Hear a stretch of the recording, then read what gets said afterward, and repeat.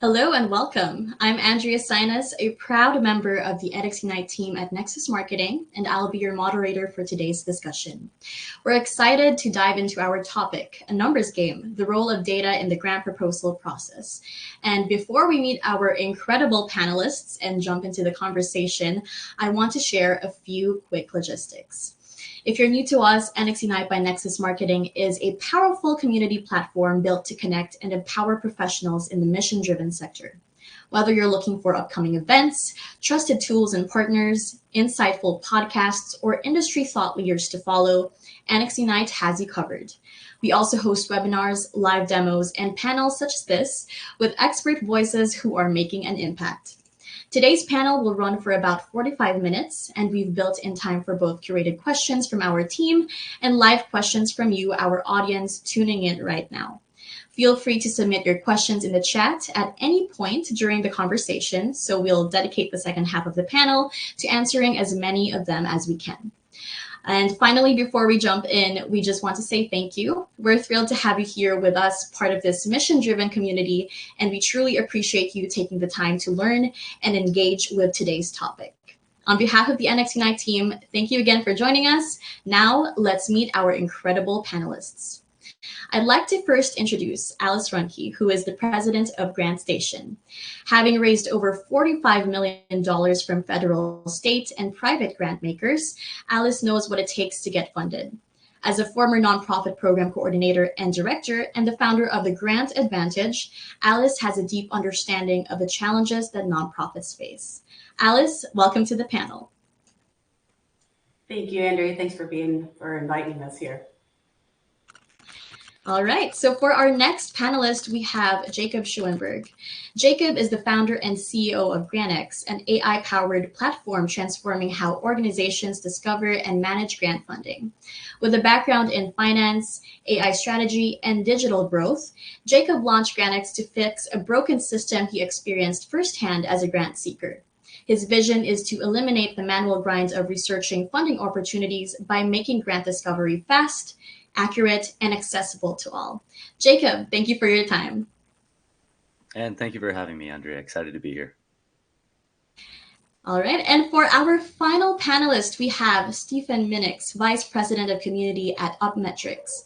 Stephen is a former educator now leveraging his unique strengths to influence the impact space, including philanthropy, impact investing, and nonprofits toward a more harmonious existence. Stephen's focus is on fostering true collaboration and partnership while disrupting the harmful power dynamics that perpetuate inefficiencies and obstacles. Welcome to the panel, Stephen. Appreciate you having me. Thank you. I had to again find the mute button, but happy to be here and share space with Jacob and Alice and the folks joining in. So thanks for being here. Let me be here. All right, now it's finally time to hear from our panelists and hear their, valuable insights with our first question of the day.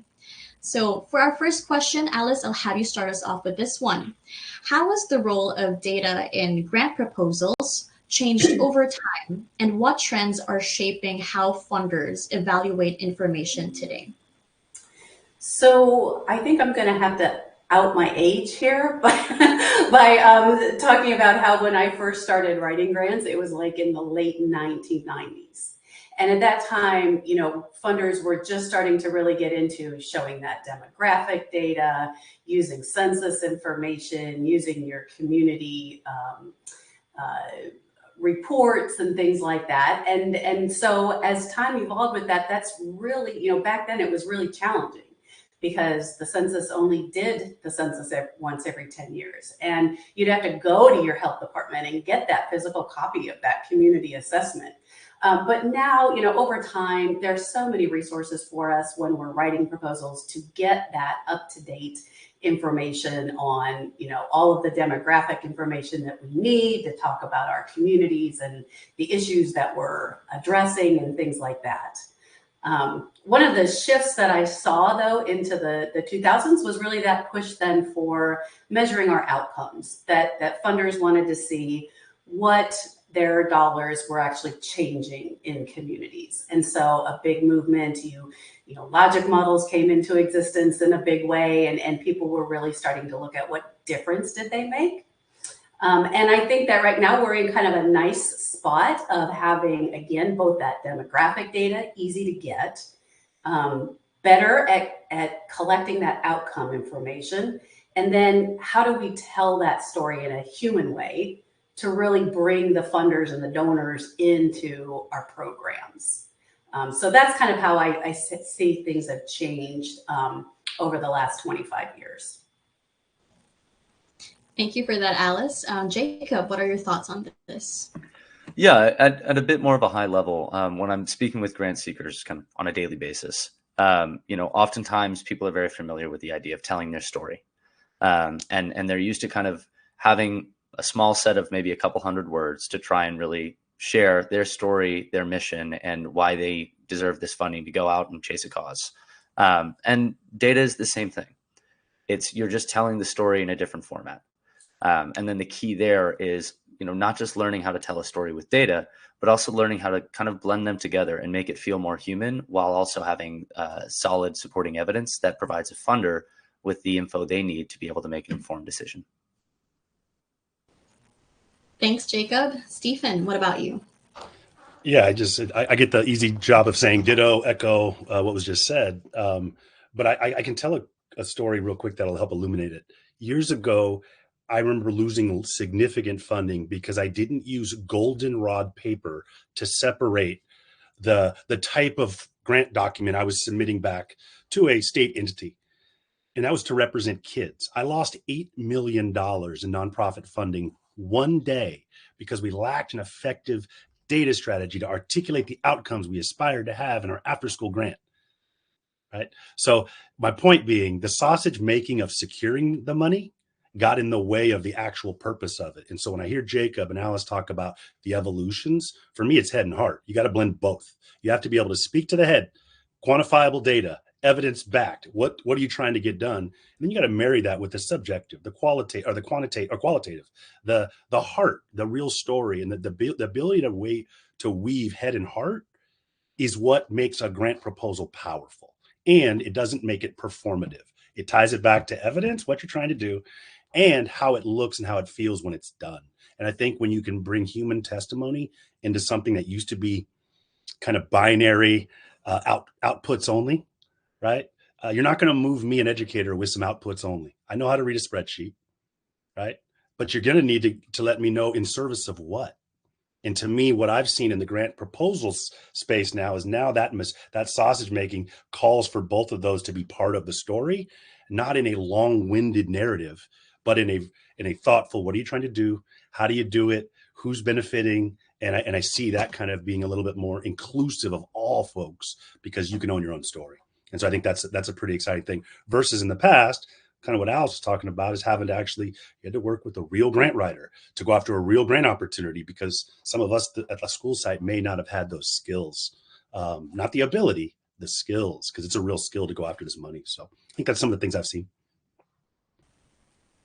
Thank you, panelists. Okay, so we're off to a great start. And for our next question, I'll have Jacob start us off. So Jacob, what types of data do funders find most persuasive? And how can organizations ensure that they're aligning their data with those priorities? Yeah, absolutely. And I'll kind of go off of Stephen's comment of the same way that you would write a narrative story, you should outline your data story and understand what is it that you're trying to say, making sure that you have data that heavily supports the need or the problem that you're addressing, that provides evidence that you have a competent and reliable solution. You know what you're doing, and you're going to efficiently put this money to good use.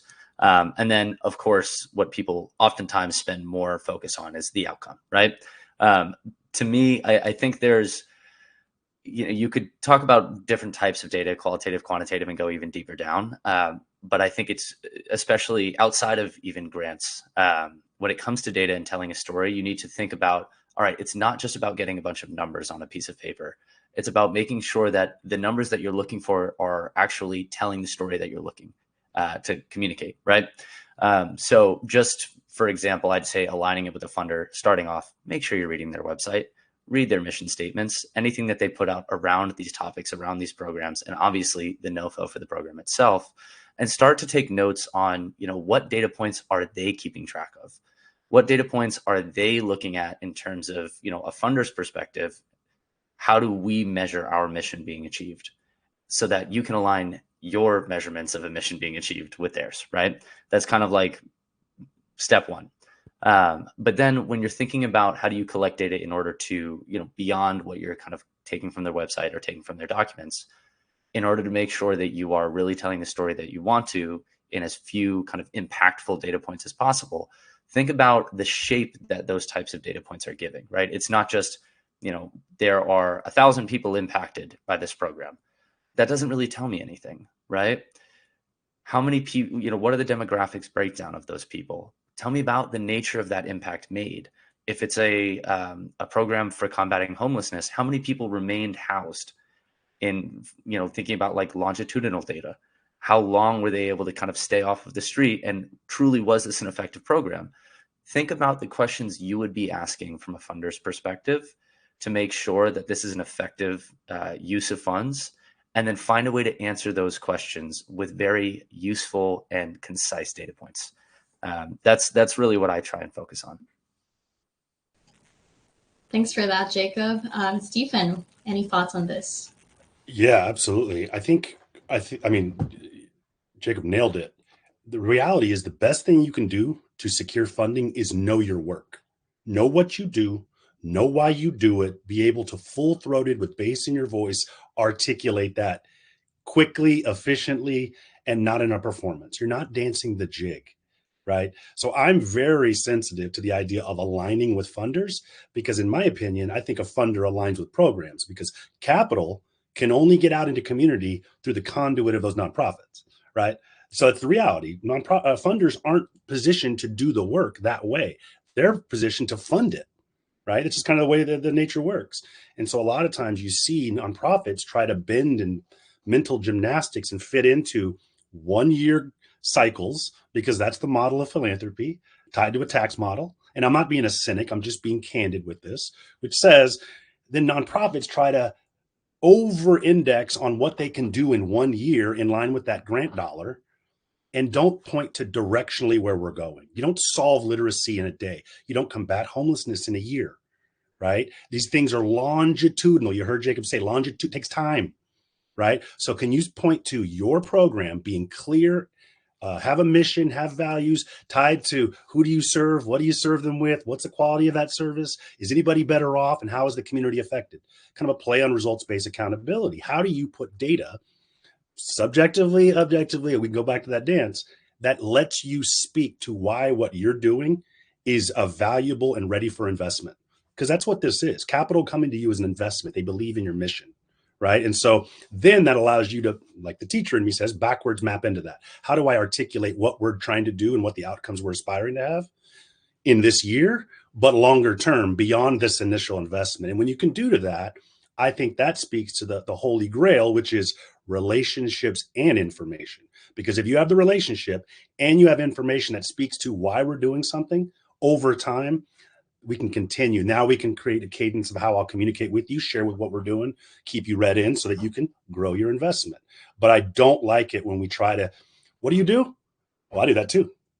But what Jacob nailed it. Know what that funder does, know what you do, and then figure out how to puzzle piece those together. That's some of the stuff that I would share. Thank you so much, Stephen. Alice, any thoughts? This is a panel you don't want to go last on, I think, and I would reiterate everything that those gentlemen said. Just a couple of things though. I know that this sounds, like a little bit of a simpler thing, but I also really encourage people, make sure your data is very local.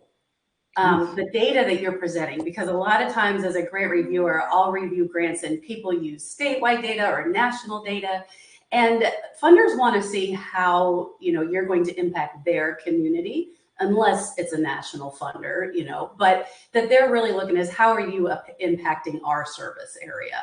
And so being able to drill down specifically to that local area is really important. And I think it's just easier and easier than it used to be with the resources online.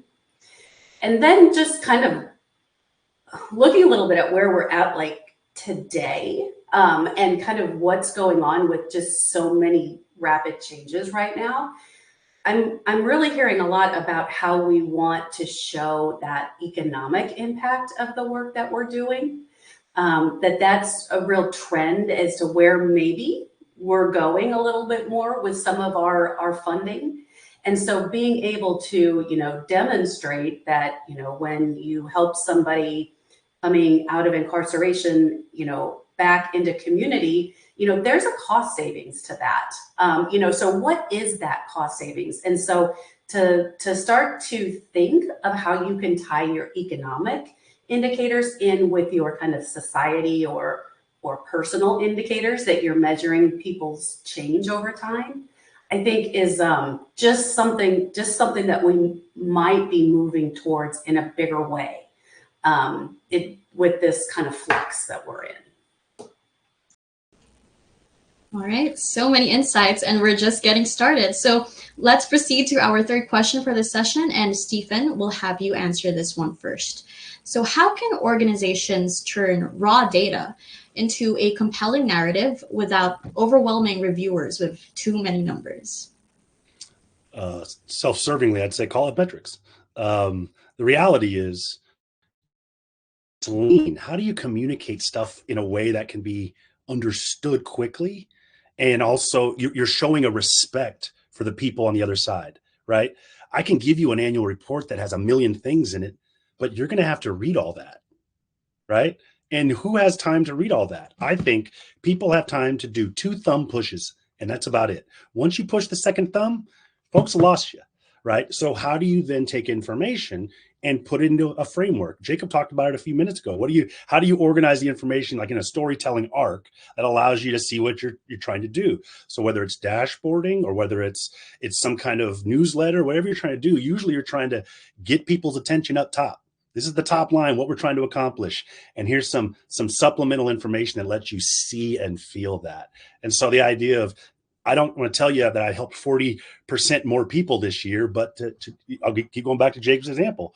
If someone is housed, or to Alice's example of someone attacking the recidivism rates in a town and showing that how that ties back to someone that isn't back in the system and what that means economically for gainful employment, taxpayer, etc. You can have these conversations a lot of different ways if you get dangerous with the information that you are now aware of, and because of technology you have access to, right? And so you can ask some pretty thoughtful questions about how does this intervention help the economic focus of this town in this zip code?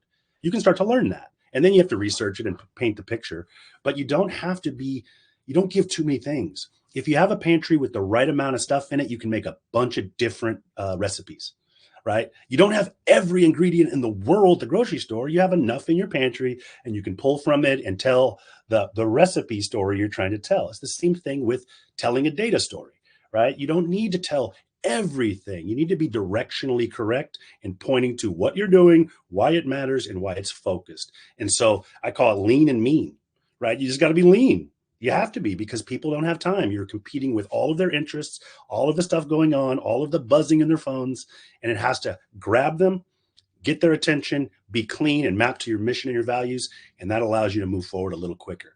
Not a panacea for all ills. You can't give them everything, but you got to give them enough to let them understand you know what you're talking about and you're worthy of investment of their capital. Lots of insights there, Stephen. Alice, anything to add? I go back to that whole saying of people don't remember what you told them, they remember how you made them feel. And so, the way I see that is like data is super important, and it shows the scale of what we're doing and what's going on. But the stories that you can write around the data, that's where you're writing why it's significant, why it's important, why it's different, why it's, making change. And so, combining them both, I think, is going to be the mantra of this entire session.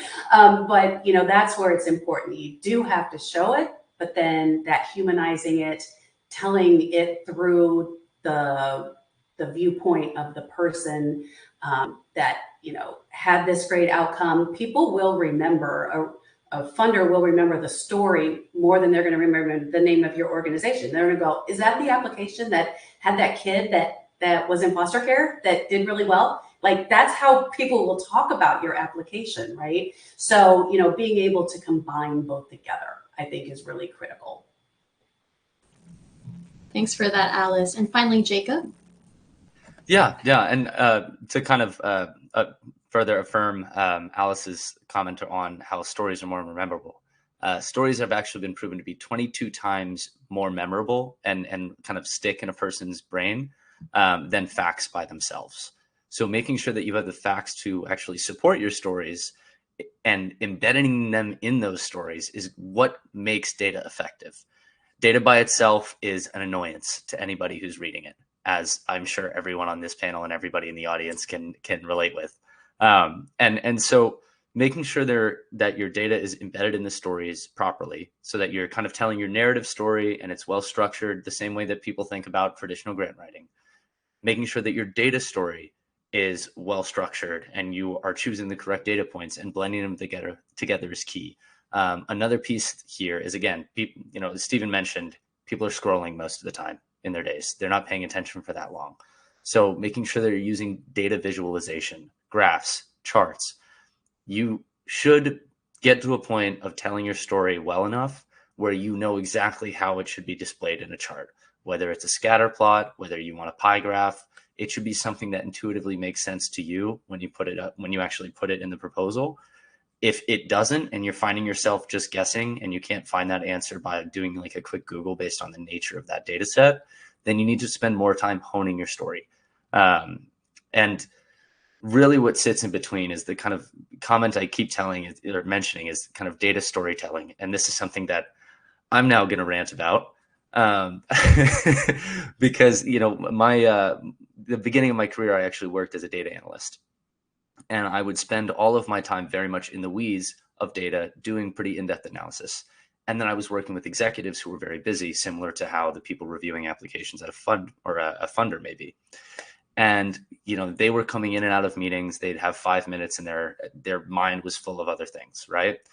And when I started out my career, I was thinking about all of the data that I think is important, all of the data that I'm paying attention to as somebody who's in the weeds and has spent back then 80 hours a week and still 80 hours a week, really focused on and really kind of like in the details with. They don't have that 80 hours. They have 5 minutes. And just like the executives walking into one meeting, then the next, these funders are looking at one proposal, then the next. They don't have time to go in depth unless you give them a reason why. And so figuring out how to take a step back from being in the weeds and thinking about what data matters to you on a daily basis. And thinking about, all right, if I was, and this is kind of silly, but this is what I use to kind of help my team with things like this, is imagine you're at Thanksgiving with your mom or your in-law, and they ask you a question about your program and you're answering in data points. Give them something that's understandable and gives them a digestible, impactful understanding of what you're doing. And pick 2 to 3 points to really be kind of your executive summary from a data perspective, your high level. Make sure that you provide context. You know, if I say, hey, this car drives at 100 miles an hour. Well, if someone's not really familiar with cars or miles an hour as a measurement, they don't understand the meaning there. Make sure you provide, you know, what was the baseline or what benchmarks are you comparing to show the improvement that you're making with that data. And then just in general, kind of like I said, making sure that you're picking the right data points to answer these key questions and anticipate these key questions. Just an example from something I was doing a couple weeks ago. After we launched, you know, we're a tech company that's very embedded in the AI space. So we also work with investors, which funders are starting to move towards from a behavior perspective, which is a lot of why this kind of transition to data-driven effective altruism is happening, right? Is how are you making sure you're getting the most ROI out of your impact, which is very much front of mind for investors. When we were reporting to them after our launch, we were sitting here saying, okay, we have half a page to tell this story from a data standpoint, because they don't want me to just go on and give them some sort of pitch about how great it went. They want to see numbers. They want to see evidence. Same thing with funders. So the question that I had to kind of put myself in their shoes to ask was, okay, are people using it? Are people using Grantx? is the product working? Meaning, are people getting the value that we planned to deliver? And then I had to think about what is the nature of each one of those questions. Are people using it? You could easily say, okay, there's been 1,000 people on the platform in the first couple of weeks, right? But that doesn't really answer the deeper question of what they would be asking. It's how many of that 1,000 are using it every day, right? How many of that 1,000 are using it every week? And then is it working? You know, for us, that you really have to ask the question of what is the purpose of this thing, right? And for us, our main value prop is automating the search process so that we can answer the question of what funding is out there for me and what should I spend the time to apply to, and doing so in about 10 to 15 minutes. So understanding, okay, that's the real value that I'm driving. That's the real impact I'm trying to make. And then converting that into, on average, people were finding grants in 18 minutes. From the results, we saw that 100% of searchers were able to identify grants that they could go out and apply to. And those couple of stats told that whole story, right?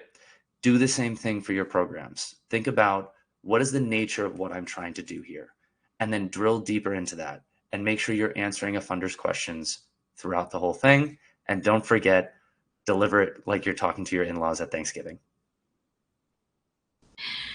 I like that point, Jacob. Thank you. And thank you, panelists. So we've come to the last question from me before we turn things over to our audience. If you haven't already, now's the perfect time to drop your questions in the chat, and we'll do our best to get as many as we can.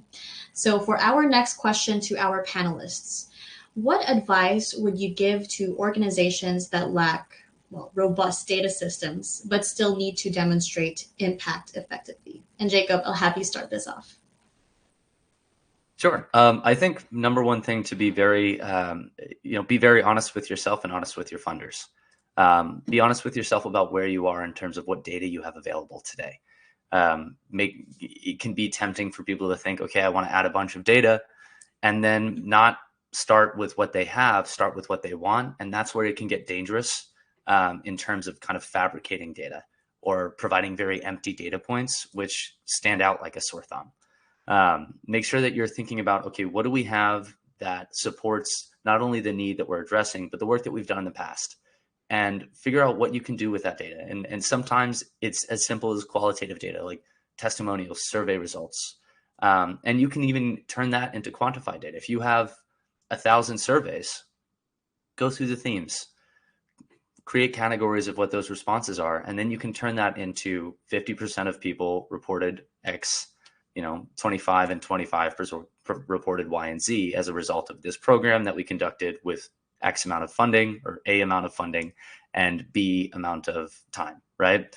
And right there, you've taken something that maybe was a story and turned it into a very quickly reviewable quantitative kind of data story, right? So looking at that structure and using it for whatever you have available. I think also exploring tools that are out there that are built for addressing problems like this. There are a few people on this call today that could help with that.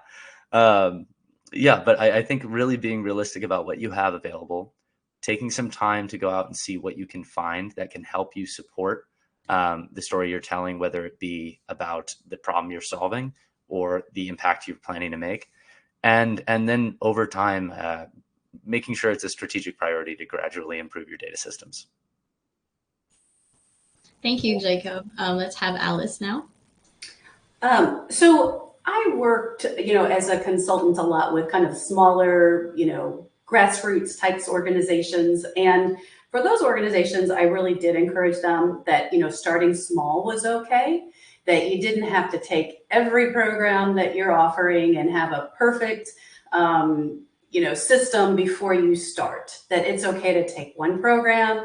Let's look at how people change in your programs, how they get from where they come in the door to when they, graduate or end or leave your programs. And let's just start to look at how they change and take and start to measure those points. There's bigger things that I think Stephen's probably going to be able to share with us, but I was always like, with the smaller groups, it's okay not to have, a huge robust system to start. Just start. That's the most important part, and start collecting that information, because that's just going to help you, write more grants, get more money, get more donors, all those sorts of things. So I'm just going to pass the rest to Stephen, but that's where I always started with people. Just start. Yeah, I don't want to disappoint you, Alice. I don't have a whole bunch of advice. I kid. You got to start, period. But it comes with a mindset shift. A lot of times we seek data to prove something, not improve it, right? I use data as a teacher to improve what I'm doing or to make sure I'm going the way I want, not to validate my assumptions. I think the problem we have in the impact world has been it's funder puts out capital, nonprofit takes in capital, and nonprofit then has to, within 1 year, tell that funder they did what they said they were going to do as it relates to closing the gap on whatever it is, literacy, gun violence, etc. That's not realistic. You have to speak to what are you doing? How are you working on it long term? I heard logic model said earlier. How do you operationalize a logic model over time, right? And I think that helps you then think about, okay, where am I at right now? What can I do? Do we have, Jacob nailed it, do we have are we putting the strategic time available? Are we allocating resources to improving our data literacy, our data fluency, whatever way we want to say it, our use of information? And I think then you can put it as a part of your strategic plan to allocate sweat equity time to get better at it. It takes time, and it takes a shift in what are we doing and why are we doing it? One of the things that our CEO and I talked about way back when we started this thing was we'll know we're right when we can disrupt gala culture and burn the annual report. That was one of the things that we wrote in our original notes. And I go back to it all the time because if we're waiting until the holy grail of a report to say we did what we did, take that analog and put it into youth. I don't wait until the end of the school year to determine whether my child can read. I check in along the way. We practice. There's benchmarks. There's things, right? That's the same thing that data strategies today can help you do as a nonprofit, looking at information along the way, like a driving dashboard versus a diagnostic test at the end of the year, right? And so what do you have? Who do you serve? What do you serve them with? What's the quality of that service? Is anybody better off? How does it pertain to the community? That's a simple results-based accountability framework that lets any organization, small, mighty, or massive, distill who they are, what they do, and how they are a service in this nonprofit sector, which is service focused, right? And you can speak to it. Then you don't need to validate on an annual report because now I can speak to, we thought we were going to get to here, but we ended up here. And here's what we learned along the way. We're learning organizations. When you shift into a learning mindset, then you're not waiting for a perfect answer. You're trying to get there. You're working on these things, and then you use the right amount of information to speak to the story about what you saw along the way or why you're pivoting. Companies don't just continue to do the work. For-profit companies don't continue to do the work that they thought they could do. They read the trends. They look at the market. They look at all these things and then course correct as needed. And I think that's the shift that we're seeing in nonprofit work, tying to some of that funders going a little bit more to the investment approach of this work. And you can meet them with these tools. You got the right tools. There's tons of tech out there that can help you, but you got to believe it. If you don't believe in it, if you still believe in completing the annual report and telling people, I got A's, give me more money, and you're wondering why they're not calling you back, it's because you haven't differentiated your work. You haven't changed. You haven't articulated what you're doing. Not that you always have to change, but you do have to understand that new funders need to be re-engaged. Old funders need to be re-engaged. This is what we're doing today. This is why we're doing it. Love to talk to you about it, right? And then you can back that in with some information. And so I think get started, try, allocate the time, and don't boil the ocean. You don't need to boil the ocean. You don't need to say you're solving economic strife for an entire city if that's not what you do. Own what you do. Focus on that and become the expert articulating what you do and your team and why you do it with that information, and you should be in a good spot. Do you actually mind if I jump back in? Because Stephen, you're like lighting my brain up, and I want to kind of add something in here. Talking about. Yeah. So I spoke at a conference a while back about kind of what data means for the shift in industry and what does it mean to be a data-driven organization. And really what this means is it's not just, for proposals, it's storytelling, right? You're figuring out how to tell that data story. But really what this should this should kind of create a transition from an operations perspective. And that's really, Stephen, where you were going, and I loved it, is, being a data-driven organization is not just saying you have data. It's understanding that what can be measured can be managed, and what can be managed can be improved, right? And that creates amazing transparency for a funder that's trying to manage impact based on funding that they distribute. That gives them that transparency and lets them know that you are being effective and optimizing all of your operations, right? With data, it really comes down to inputs and outputs, levers and drivers, right? We talk a lot about outputs. What are the data points that we want to use to understand if this worked or not, right? And then what are the numbers we're shooting for? But then when it comes to inputs and levers, it's what are we quantifying internally on a regular cadence and checking in on to make sure that we can not just say, all right, we did some stuff and then this was the outcome. We can have a very clear understanding and a quantified understanding of what are the activities that we're taking part in every day.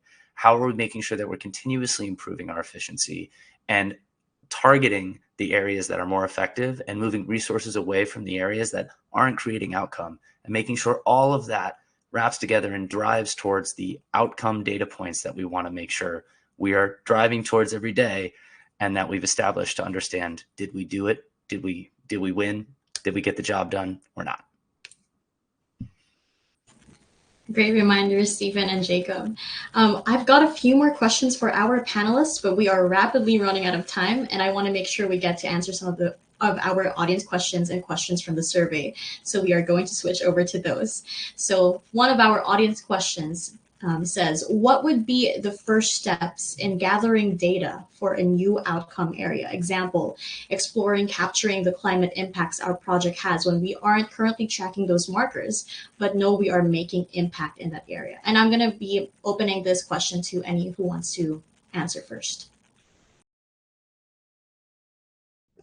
I'll just say the simple part. How do you know you're having an impact? Like that's the thing I see in that question, and it's not to challenge you, Christina. But if we know we're having an impact, then we should be able to point to stuff that says that, right? That's the hard part. That's the and this isn't. I don't want to be provocative, but a lot of what we do in nonprofit work has been I know it because I feel it. Or funders on the funder side, I feel it. I like this, so I give to that. And just because it feels good doesn't mean it is good. Right. And so there is information and there is stuff that you can do that can help you get to that and speak to, we believe we're having an impact. And this is what we're looking at that says that, but we're gapped here because we've only been doing it this long. And we're going to be mindful of these measures over time to see if what we believe is actually happening. That's kind of the way that I approach that. So you got to really define kind of your scope and your boundaries.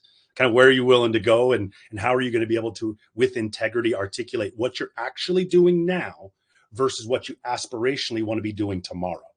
Because that's where founders tend to get into hot water, right? As you talk about, we've already done this, we know. And then when due diligence happens or when people have to examine it, it kind of can fall by the wayside. So I think that's important. Is there any baseline assessments out there that you can track down that speak to kind of the work that you're doing that provide some kind of additional evidence that this is appropriate or makes sense where you're going? Kind of, what data sources do you have now that you can own and you can say, I got this, but we need this? And for me, this is where I like to put pressure on folks. Funders often talk about capacity building. Right? They fund capacity building. What I would do with that exact question is I would do a search of what funders in my area that I have access to do fund capacity building. And I would write a simple email to them about, I'm looking to grow the capacity for my nonprofit in this specific area as it relates to climate. We're gapped here. Here's things I've seen that could help me. Would you be interested in funding that? Because that's funding your gap, which allows you to turn that into an opportunity. And I think about opportunity, what's possible, optimism more than deficit. And so those are some of the things that I would suggest for that question directly. I don't know if anybody else has anything they want to add to that. Now, as a previous, I was a capacity building funder at one time. So I love that that got brought up, because that's what we did, was building the capacity of organizations. And so we did, lots of training, technical assistance, but we did give out about $100,000 a year in funding. And they all looked really different, but being able to say, this is my need, and this, if I can do X, I can open up, this avenue, this whatever, this area for us to go in. It's going to help us with sustainability. It's going to help us really demonstrate how we're making a difference in the world, those kinds of things. And those projects, usually aren't huge, costly projects. I mean, they can be, but we're not talking about hundreds of thousands of dollars here. And so I think that funders go to a funder. Certainly use GrantStation, look up a funder that funds capacity building, but go back to the funders that you're already working with. And, sometimes they've got just little pockets of money that somebody didn't spend, went back into their coffers, and, just approaching them with that small request, it works very well. So I like that. I like that idea there. Oh, Jacob, you have anything to add as well? Yeah, just a quick thing, and this is a bit against the grain and not what anyone wants to hear. But I really do think that when you find yourself in the position of, how do we find data supporting what we've done? Really, if I heard that, the advice that I would give is focus on gathering data and applying systems and processes around what you're doing every day. Install sophisticated and quantified project management systems. Make sure that everyone has their domains of operation, that you're tracking what people are doing. You have spec or specifications for all of your tasks with what you plan to have the outcome being. And it feels like climbing up a hill that doesn't need to be there when you're installing these types of operational systems. But what it does is it not only allows you to be more effective and to feel like you're, I don't know about all of you, but the chaotic brain fog of being in the middle of something that's intuition based, where there's all of these different projects going on, or all of these different things that need to be getting done, and not enough people to do them and not enough money to do them. It feels like constant stress. These systems are perfect for helping you kind of have a little bit of a more structured organization and understanding and just clarity around what are you doing every day, what needs to be done, and what things aren't working, what things should you stop doing, so that you can understand how to allocate resources. And, do a Google search, ask ChatGPT on how to install project management systems like this that are data driven. And once you start doing that, being able to come up with data on what you're doing, why it's effective, what you've done, why it was effective, and what you plan to do and how it will be effective is easy peasy lemon squeezy.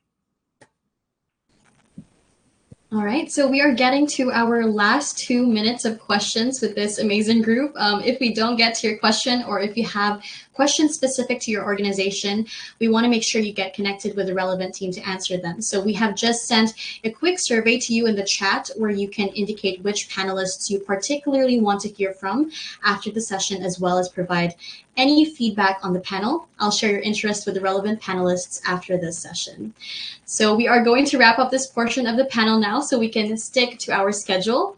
I've had such a wonderful time hearing from our panelists today, and so I'm hoping to get one final piece of insight from them all. So any final advice from our panelists, and please let our audience know where they can find you and your organization. Alice, I'll have you start us off with this one. All right, so you can certainly, I can be reached at alice@grantstation.com or info@grantstation.com, and they will get me the information. But I feel like, kind of where we started as well. I think Stephen said something about having the skills for this. And I think most people that kind of join the nonprofit world, they didn't ever go in there to be a grant writer or a development person. Like, we all got thrown in this situation, and we've all tried to figure out, well, what does this mean? How do we make it work? And all those sorts of things. And so, these are all skills that can be learned. We get better over time. We learn shortcuts over time, all those kinds of things. But, if it's an overwhelming thought, which sometimes data just does seem overwhelming, give yourself some grace and just start. And you'll do well. Thanks, Alice. Now, Jacob, any final piece of advice, and just let them know, or audience know, where you can find you. Yeah. Well, I would say use the tools at your disposal. When I founded Grantx, it was to solve a systemic problem. It felt like there was way too much to do on the journey of accessing the funding that you need to go pursue a cause, to the point where you were spending more time trying to get grants than actually doing your work. And that's what Grantx is here for. We've created a business model where it's accessible to anyone. It's guaranteed ROI, and it's a win-based model, so that we can try and actually provide a system-wide solution and really solve these problems that I spent far too long experiencing firsthand. But it's not just Grantx. There are a lot of other tools out there that are built to help you, automate the stuff that feels not natural or like busy work. And I know for us personally, we're here to try and kind of offload the things that really that feel like an extra job, right? And let you focus on what you're good at. And you can find us at grantx.com, or Grantx on LinkedIn, or you can make fun of me on my LinkedIn page, Jacob Schoenberg. Thanks, Jacob. Last but not the least, Stephen. Absolutely. I referenced earlier that I lost $8 million in grants when I was running after school programs in Los Angeles as a department of one. I'm really decent at education and working with young people. I wasn't a grant writer, right? And so 12,000 kids lost out on opportunities because of a system that wasn't designed to be clear, right? So for me, I share that as a humanizing thing, that you understand that this perspective I share isn't from someone who's sitting on top of a bunch of gold coins like Scrooge McDuck. I lost resources and I knew what I was doing because I didn't have the right tools or understand the game that was being played all around me. I now use that effort, pain to progress, in what we do it up to make it democratized so that you can do it. Right. So you don't need to be a data scientist to understand the information that drives the work you do. Right. If you are a data scientist and you can articulate and translate, even better on you. But the reality is most of us don't have that skill set. So what do? You look for the right tools. Building a house, I need a hammer and some nails and some wood. I don't need this pen. Right. So the point is you look for the tools, and now you can use tech tools to find the right tools to help you do what you need to do. So there really is no excuse to get started. Right. You really can.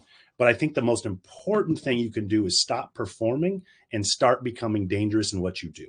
Get so good at it that no matter if you're at Jacob's Thanksgiving table talking to his in-law, or you're in AARP's offices, or you're in a massive funder that's putting out $50 million a year, you're able to articulate why who you represent and why who you serve matters. And you can do that in a way that gives people a way to on-ramp to you.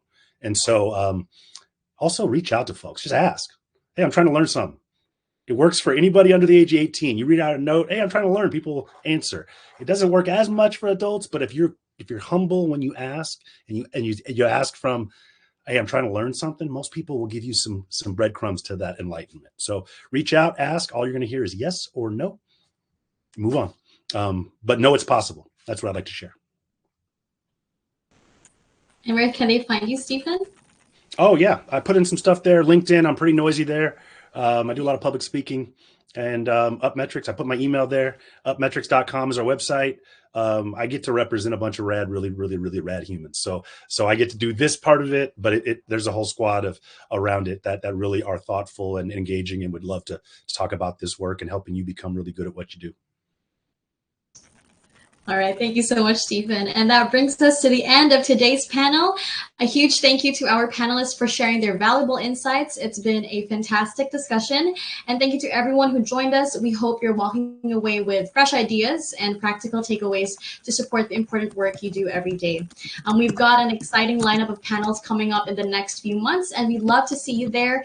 Be sure to check out the NXUnite community platform or follow us on LinkedIn so you don't miss a thing. And even better, just go ahead and RSVP now. Once you're logged in, it only takes a click. It has been a pleasure speaking with you all. Thanks again and enjoy the rest of your day. Bye-bye.